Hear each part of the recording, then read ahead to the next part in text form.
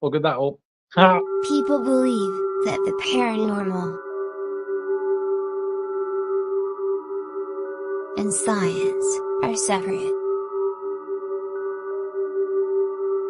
But what they don't know, that they are both joined together as one.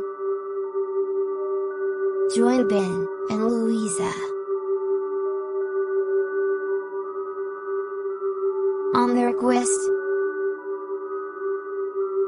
as they bring together science, occult, and the paranormal. Only on Occult, History, and Science with Ben and Lou. Hello, evening everybody, everyone that's watching. For those of you who are for those of you that do watch backwards. You mean watch back? Watch back even, as Lou's just pointed out. The demons are out of the cage. There was a bit of a bugger up at first, so that's all I'll say. We have slight broken technology at the minute, being in the form of the pup is slightly broken at the minute.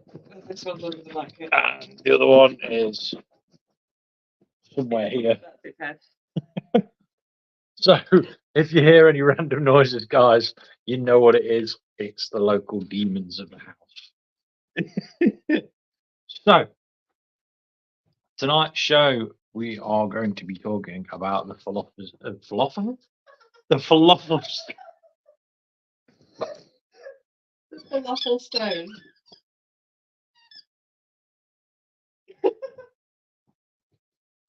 The Philosopher's Stone, as mentioned in Harry Potter and other films. I am never living that one down. Those who are watching now, those who are watching in the future. I don't even know how to come back from that, sorry. Yes, we're going to be talking about the Philosopher's Stone. Legends, myths, and everything in between about it. As normal, anyone has any paranormal questions, please feel free to throw them up whenever you want, in the comments, or don't message us while we're live. But if you have any questions, throw them in the comments. Sorry that Lou sat here. I don't know if you can hear it, Mama. Lou was basically just still sat here pissing herself. So don't think I'm ever living that down at all, ever again. But yes, we have just been at well.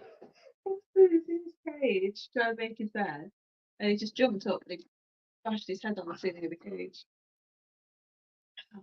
We have been at Newark Showgrounds today for was Pure Spirit show? Pure Spirit show. It was a nice event. We was invited by a very good friend of ours, John.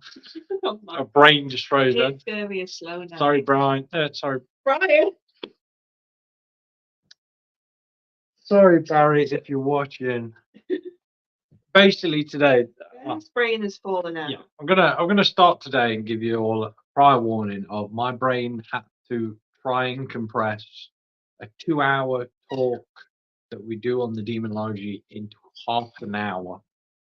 My mind basically exploded trying to ram as much information in half an hour as I possibly could. I was tripping over information and everything, so my brain is still trying to process that.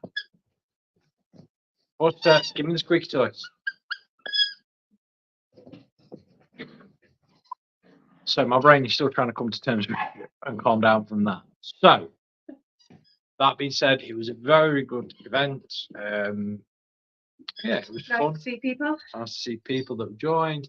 We met a few people that we haven't seen in a very long time. We met some good people. Big shout out to Jim. Oh, Jim turned up, bless him. And his missus Dawn. Yeah, nice to see them. But yeah, that basically sums up the past 24 hours of my brain going meh, and Lou laughing So, So, right. if you've not watched Friday's show, go back and watch it. Also, big shout out. Yes. Go watch Friday show. Good. It was interestingly funny as well. Queen of the Potter Norwich. Yeah. Big shout out to Zara, the queen of Harry Potterness. That's Harry Potterness. I've just realised when I said it, it sounds like hippopotamus. Queen of the hippopotamuses. Queen of Yeah. Harry Potterness. Horses are, you know, distant relation to hippos. They all come under the kind of same thing, and so, you know, right sauces. Yeah. But anyway, so looking at Philosopher's Stone. I do have the information at the side of me, so you guys are gonna have to bear with me. Because I've not had a chance to write it down. So I've got loads of pages of information open, but I try and bring it all into one aspect. So first up, I'm gonna shove that squeaker up your bum. Come here, come here. Let me have it. Let me have it. Let me have it. Gone. Gone. Oh no. He has been quiet. Oh. Oh, I know. Oh wait, Lou has some information to update you on first. I've got all the information. Oh yeah, she has new things for Slate and Bone Guards as well. I need a baby penguin. This is what I was doing when we sat on the stall today.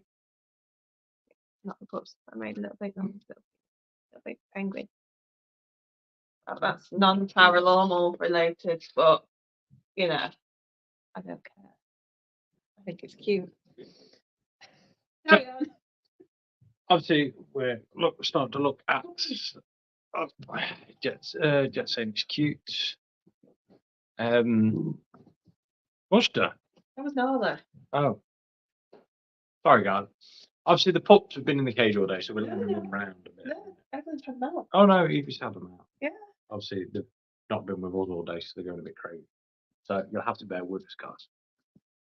So this is basically just reading a quick description off Wikipedia because everyone loves Wikipedia and it just gives you an easy explanation rather than we sit here and try and explain. Basically, the Philosopher's Stone is a mythical alchemical substance capable of turning base metals such as mercury into gold and silver. It's also called the elixir of life, used for rejuvenation for achieving immortality. For many centuries, it was most sought after goal in alchemy. The Philosopher's Stone was the center symbol of the mystical terminology of alchemy, symbolizing, there's some really long words here, symbolizing perfection at its finest, enlightenment, and heavenly bliss. Efforts to discover the Philosopher's Stone were known as the Magnus Opus (brackets the Great Work). There is just for random information. There is actually an order called the Magnus Opus, and they are alchemists, and they are still going to this day. They started in the 1400s, and are still trying to achieve it today. Most of them, ironically, are actually scientists now. A lot of scientists actually belong to this as well. So yeah, that's the basic understanding of what the Philosopher's Stone was. It's basically a stone that was said to basically provide the elixir of immortality and be able to turn lead into gold. Anyone that's watched Harry Potter, the Philosopher's Stone, the first one, talks about it a lot. There are many tales of how this stone came to be, but obviously, as funny as enough, Harry Potter actually has the actual story in it of an alchemist in England called Nicholas Flamel inventing the stone and coming across this. Now, here's some random funny information. Did you know they actually managed to change lead into gold in America a small amount? I think I did. I can't remember if people remember it being on the news because it was a small little story a while ago. Basically required, they managed to do it, but it required a small nuclear reactor to turn it. And yeah, they output how much the gold they created weighs was nowhere near worth the amount of energy it required to make it. Oh, we're having crazy dogs tonight. Yes, so that is the Philosopher's Stone in general, the general information. My mouse actually works. Now, the ideology of the Philosopher's Stone has existed for thousands of years. The elixir of life that is attached to the Philosopher's Stone is been sought out in all different manners of way. I'm gonna do a show later on into the different ways of achieving immortality and ask the ultimate question: is immortality a curse or a gift? But for now, we're going to stick with the simple fact of where the Philosopher's Stone was mentioned. So, looking back into the history as we dive down, it has been mentioned in many places, first appearing 300 AD with the alchemy writing there, but obviously we know it goes further back than that because alchemy is one of the oldest things going. The basic description of how alchemy actually is, it's basically turning one object into another. So ironically, and I think the easiest simple with ever way of describing it is basically making what was I used? Shepherd's pie. Can't really use shepherd's pie because I don't know if Americans know what shepherd's pie is. It's bread, cake. Yeah, I suppose bread. So alchemy is the same as basically cooking. You take a couple of ingredients to make another ingredient. In this case, the most famous being taking lead and turning it. Like I say, it was supposedly mentioned. Well, it is mentioned in a few old tales, but a lot of them sort of run off into loose ends. One of the biggest ones, probably the biggest but less known outside of solid, and I mean solid Christianity going, is that it was supposed to be the first stone that Adam picked up in the Garden of Eden. It was then also supposed to be one of the stones that was first thrown at Jesus. It got tainted with his blood, and that's how it became what it is. There's very, very different variations throughout the centuries on lots of different mentions of the stone. However, it is more the elixir of it. The Philosopher's Stone itself didn't come into existence until it was mentioned by Nicholas Flamel in his alchemy system. Now, I have to admit, the other day I got something wrong. I got the century of when Nicholas Flamel was said to have created it. I put my hands up to that. My brain sometimes can't remember all the facts. And let's face it, we are human. So, let me just find out in my pages where I was. I had the story of Nicholas Flamel.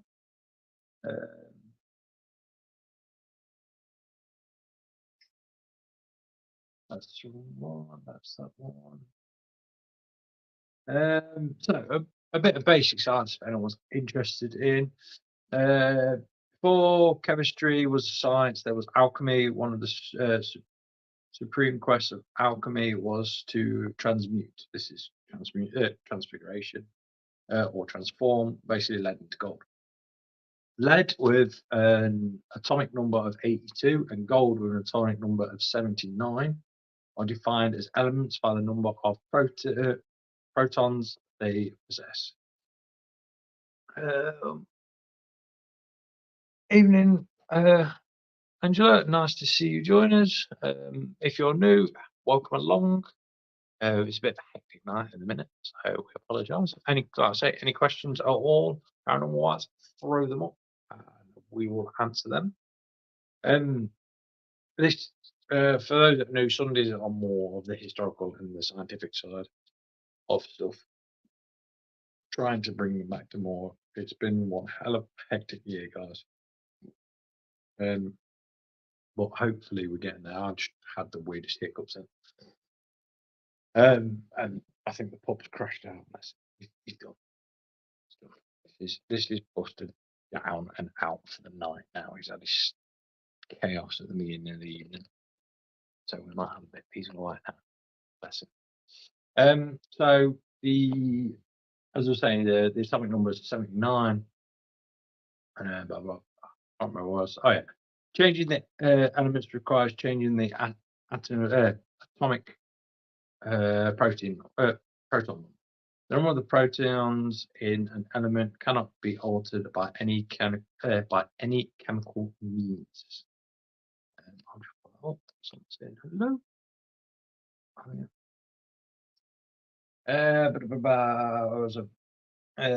However, oh no, sorry.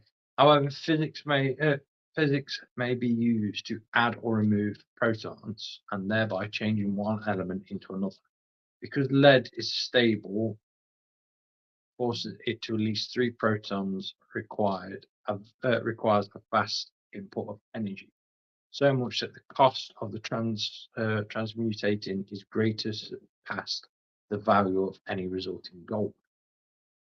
This is what I meant by when they tried to they managed to turn lead into gold. It required a nuclear reactor, and they realized the price of firing it up is not worth the price of the amount of gold you would make. As always, it was the Americans that did it, because let's face it, them guys are nuts when it comes to just trying anything. They just go, yeah, we got the money, we got the power, let's do it. Yes.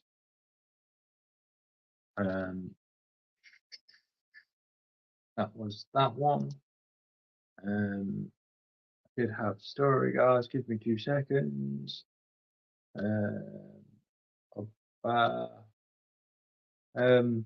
That's it for. So from the start again. From the medieval Middle Ages, even. That's why my brain is trying to process, guys. Completely screwed. Those of you who are just joining, I completely screwed up saying the Philosopher's Stone earlier. So bear with my brain. From the Middle Ages to the late 17th century, the so-called Philosopher's Stone was the most sought-after goal in the world of alchemy. Medieval ancestors of chemistry. According to the legend, the Philosopher's Stone was a substance that could turn ordinary metals such as iron, tin, lead, zinc, nickel, or copper into precious metals like gold and silver. It also acted as the elixir of life, the power to cure illness, renew properties of youth, and even grant immortality to those who possessed it. Again, always with the immortality. The Philosopher's Stone may not have been a stone at all, but a powder or other type of substance. It was variously known as the. Did I spell that word? Tincture. Sorry, guys. Tincture. Tincture. That's what it was. The tincture, the powder, or the materia prima. In their quest to find it, alchemists examined countless substances in their laboratories, building a base of knowledge that would spawn the field of chemistry, how's that? Wait, where are we? Pharmacology. Pharmacology. Sorry, guys. Pharmacology and metallurgy. Many of the Western world's brightest minds searched for the Philosopher's Stone over centuries, including Roger Boyle, father of modern chemistry, even Sir Isaac Newton, who secretly dabbled in alchemy, are well known by now. Long before Newton, however, there was Nicholas Flamel, a French bookseller and notary who lived in Paris during the 14th and early 15th century. So the reason they all say that alchemy was done quietly is because you have to remember during the 15th, 14th, and the 13th century, doing alchemy or doing anything along the sciences that we know now was classed as blaspheming, and you could receive the penalty, the death penalty, if you was lucky. For those of you that have been asking before, yes, I am building another show for the most painful, brutalist ways to be executed, because you all seem to love that episode, and I like finding out all the facts, sort of stuff. So that one will be coming up again soon. Oh dear. Yeah. Was in 1382, Flamel claimed to have transformed lead into gold after decoding an ancient book of alchemy with the help of a Spanish scholar familiar with the mystic Hebrew text known as the Kabbalah. Now, Kabbalah, obviously, there are many versions of the Kabbalah, many versions. The old version that this is talking about has been lost for a while, which is a shame. I'd love to get my hands on that and the information in it, but that's my own personal wanting, and it's not for immortality, guys, and it's not for the gold. Whether this was true or not, the historical records show that Flamel did come into considerable wealth around this time and donated his riches to charity. Harry Potter fans might recognize the name, as J.K. Rowling incorporated Nicholas Flamel into the first book in her famous series, originally titled Harry Potter and the Philosopher's Stone. In the United Kingdom, it was renamed Harry Potter and the Sorcerer's Stone for the US publication. And that is because they wasn't sure whether the Americans would understand what a philosopher was. Changed it, as they do for everywhere else. So that's the basic terms on the Philosopher's Stone. Now, with the elixir of life, that's always people always go on about, it is mentioned throughout history. Different elixirs existed. Like I say, I will do a show on that. I've got to get them all together because they obviously have the elixir of life when it comes to China.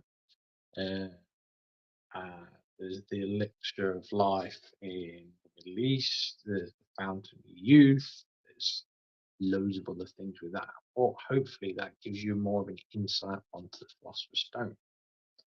Now, I know that was quite a quick one on that one, because there's not a great deal when it comes to the Philosopher's Stone without going into masses of alchemy. There's some stuff like about John Dee and his quest with Edward Kelly. Everyone's been looking for it for centuries. There's like tales about powder, like went to Prague and Kelly blew a powder, which turned base metals into gold. Yeah. And there's other parts of the story. I say story because like there's a few different versions of it. Of like, did they find it? Did they go on this quest? Different tombs where there's different powders are currently buried, and it was all written down in some Archbishop of Canterbury's text about it. There's been lots and lots of stories over the centuries of the Philosopher's Stone. However, none of them have really been credited, apart from, ironically, Nicholas Flamel, as it is credited in historical documents that once he claimed he'd figured this out, all of a sudden he did actually become rich and started donating lots to charity. But here's where it gets interesting, because in the Americas, as they were at the time, there was supposed to be ancient tribes that were capable of doing it. And same as in the Middle East, there was tribes that were capable of doing it. Now, to bring a bit more scientific background to the transfiguration of metals, there is evidence to suggest that places like Egypt, Baghdad, so Iraq, and Iran, places like that at the time, actually had what's known as a Baghdad battery. Now, if anyone wants to go and look up a Baghdad battery, they are the most simplest thing, and you can create them at home quite easily.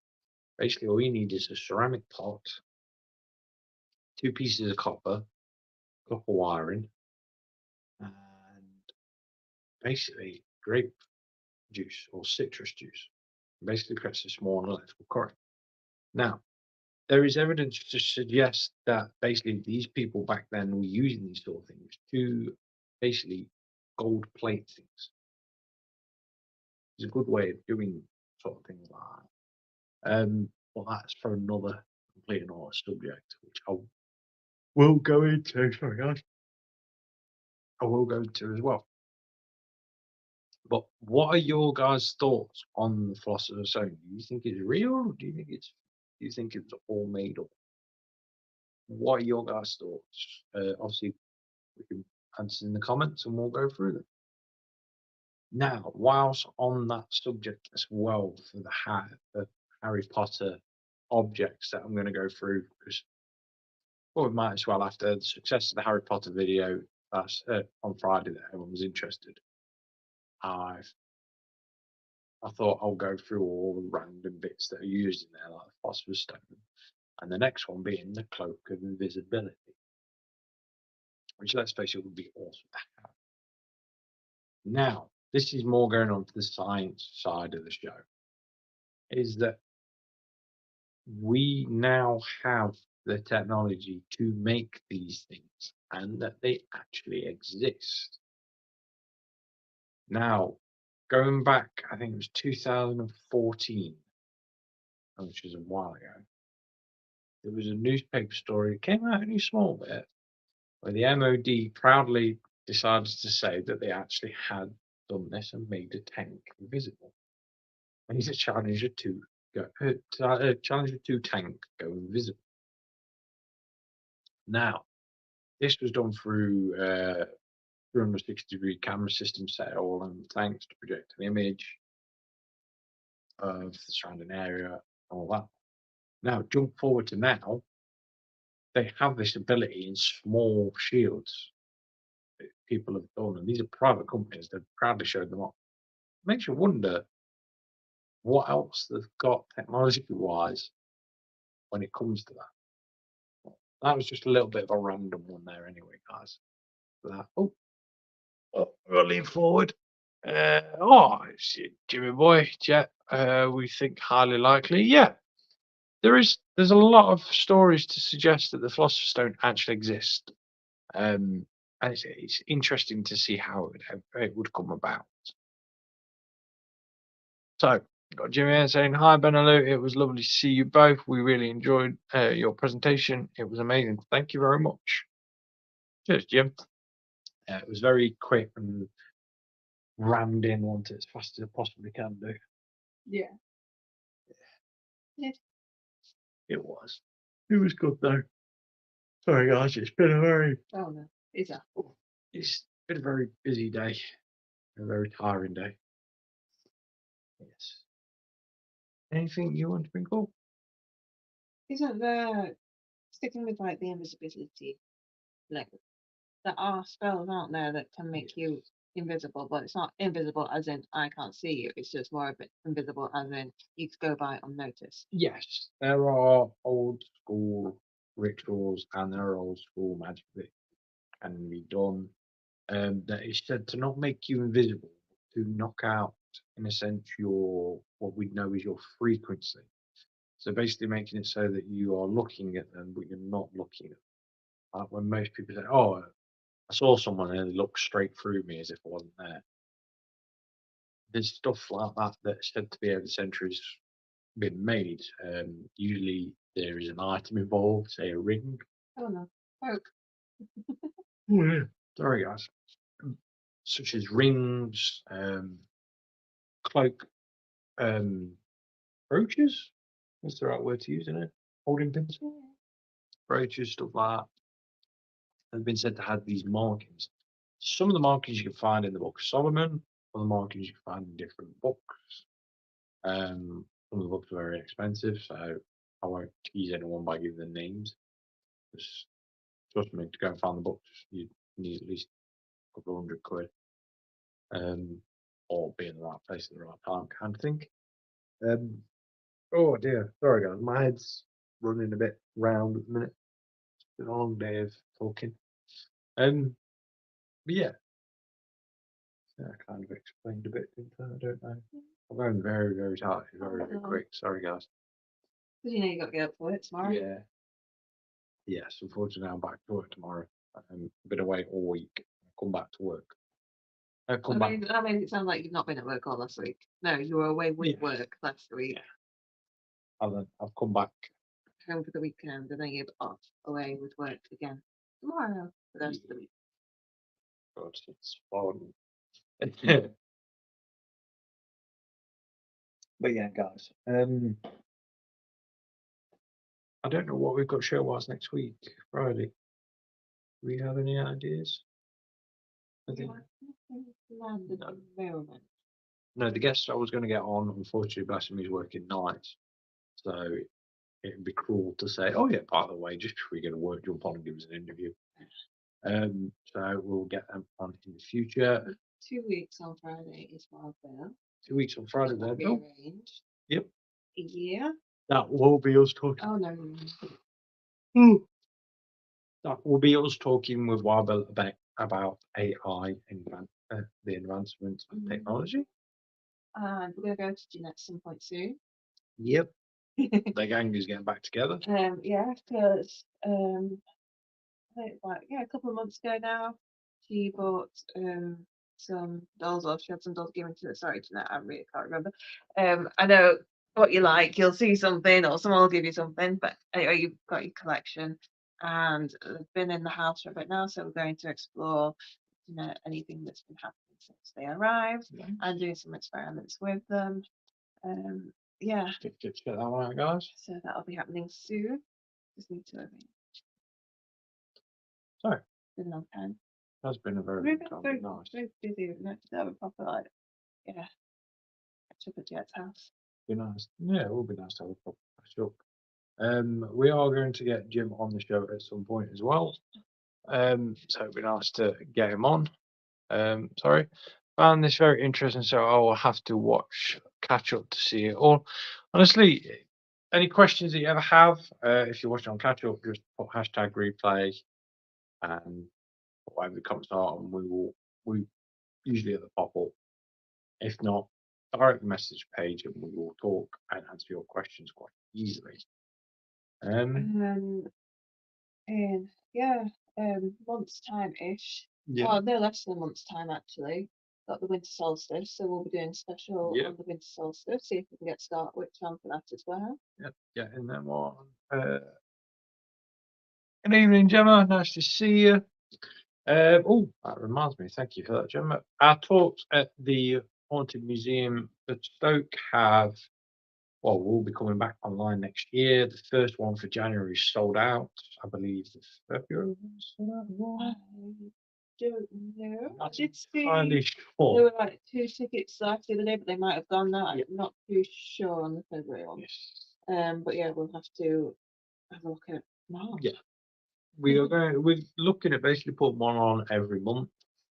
It all depends on how much Craig and Gemma can stand us for the evening. The abuse. and the abuse. God bless them. They are absolutely saints of people. They work 24/7 to keep that place going.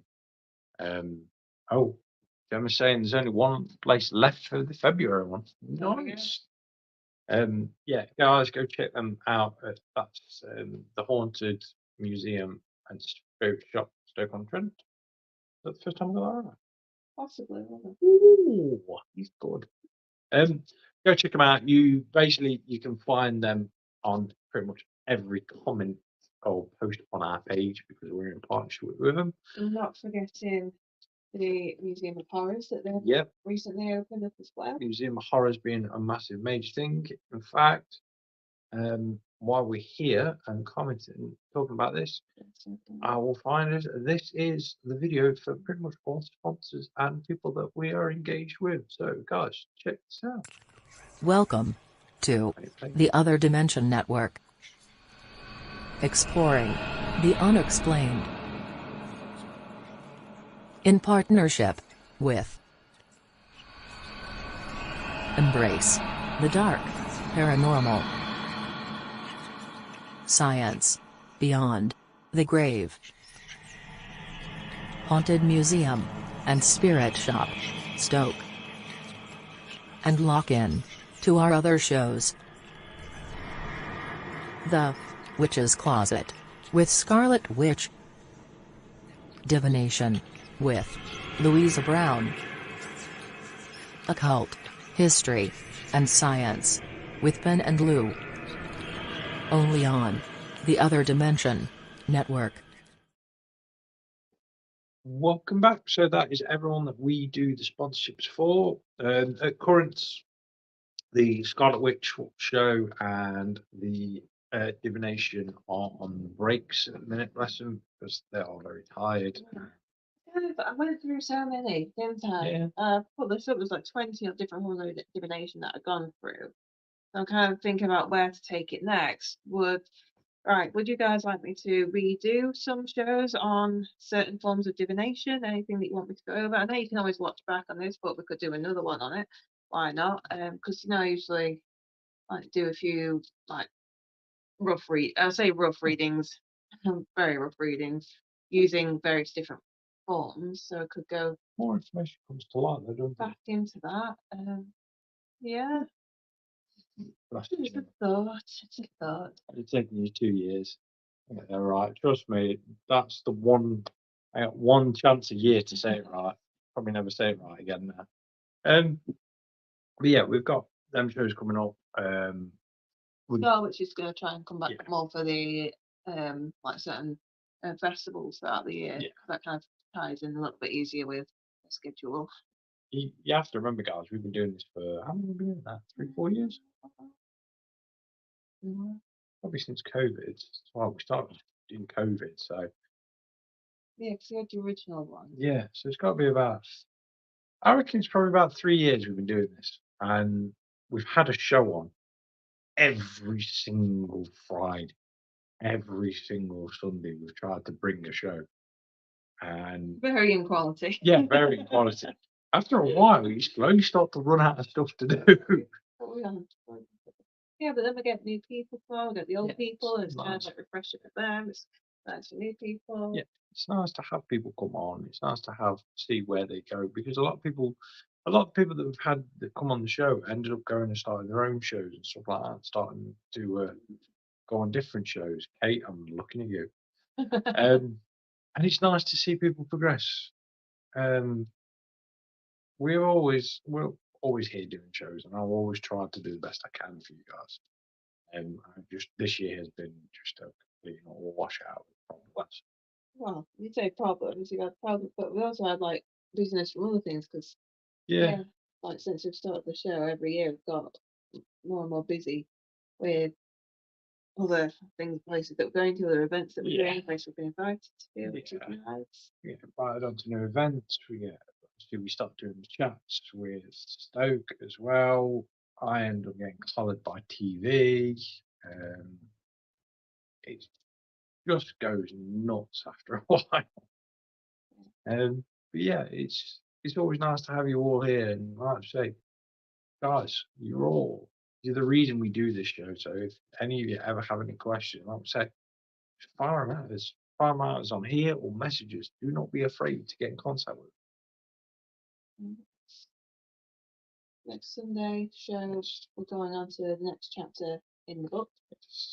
Which I believe on necromancy, is No, it? we've done that one. No, I can't remember which one the next one is. Yeah. Next week we'll obviously be covering the Occultology. Oh god, the puppy's collapsed. Yeah, this is a bush to burn out, guys. So you know the dog that rambled, the bloody barks everywhere. He is finally passed out. He's asleep, completely and utterly. Well, it's just So yeah, what we're doing next week. Yes. Okay, on to alchemy, funnily enough. oh, funny enough, next Oh, week yeah. in the Occultology science book, we're covering alchemy from the sort of the 1800s and 19th century look on it. And you have to bear with Lou, bless her, when she reads it through because it is in somewhat old English. They use a hell of a lot of large words to sound intelligent, but I sit here and give you the normal words. But yeah. Okay. Yeah, we're gonna get the shows back to normal and stuff like that. Yeah. Next year will be massive. We've got loads coming up.